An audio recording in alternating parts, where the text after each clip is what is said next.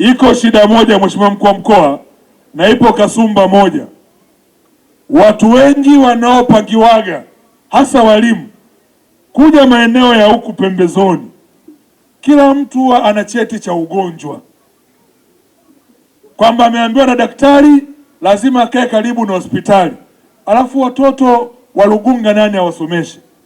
Ndani ya mkoa wenu lazima tuweke utaratibu, atakayepangiwa nafasi ya kwenda kufundisha aende, visingizio vipungue, ili watoto wetu wa Lugunga na maeneo ya karibu hapa wapate fursa na wenyewe watoto wao kupata walimu wa kutosha. Kila mtu ukimleta Lugunga, ukimleta Masumbwe, anakuambia na cheti cha ugonjwa, nikae karibu na Dodoma, hospitali ya Benjamin Mkapa. Salamu kwa ajili ya Muhimbili. Huku nani anawafundisha hawa watoto? Hawa ni watoto wenye haki kama watoto wengine wote Tanzania.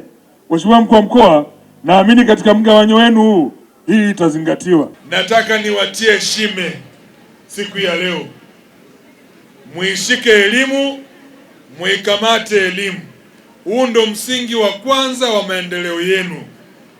Wanafunzi wadogo zangu mlioko hapa, hakuna jambo linashindikana chini ya jua.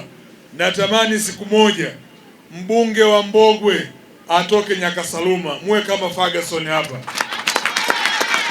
Mkuu wa mkoa wa Geita, mkuu wa wilaya ya Geita watoke Nyakasaluma, na waziri wa madini atoke hapa shuleni.